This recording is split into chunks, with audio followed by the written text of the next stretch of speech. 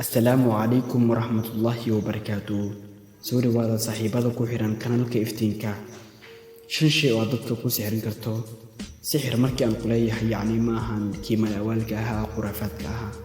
يعني dadka tuu soo jeedin karto oo adna dadkan ay kugu jeclaanayaan haddaba ka bukashaha boon walaalayaal kow dadka markii aad la kulanto u dhool cadee weliba dhool cadeyn aadan iska yeelyeelin oo ka timid qalbigaaga labo ku bilow salaantaadiga ha iska agmarin dadka in badan anaga mid ah waxay sameeyaan inta ay garanayaan oo kale ay salaamaan inta aysan garanaynin way iska agmaraan haddii aad dhahdo maxaad u salaam weysay qofkan qofku waxa uu ku leeyahay oo ma aqoon baan u leeyahay taasina ma ahan mid loo baahan yahay oo nabigu sallallahu alayhi wasallam xadiiskiisa waxa kamid ah oo la weydiiyay islaamka maxaa ugu qeyr badan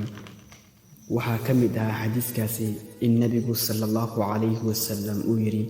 salaanta ayaad ku akhrinaysaa ama waad salaamaysaa cida taqaano iyo cidaadan garanayninba yacni salaanta muslimka oo dhan waad ku wada salaamaysaa waxay dareensiinaysaa nabadgelyo iyo naxariis saddex u muuji soo dhaweyn iyo dulqaadin iyo marxabeyn afar saaxiibadaada marka ay ka tagayaan u duceey waalidiintooda iyo iyagaba shan dadka ka weyn ama dadka da'da ah ixtiraam sida aabaha adeerka hooyada eedada iyo dadka muslimiinta ah oo ka waaweyn ixtiraam ay ku mudan yihiin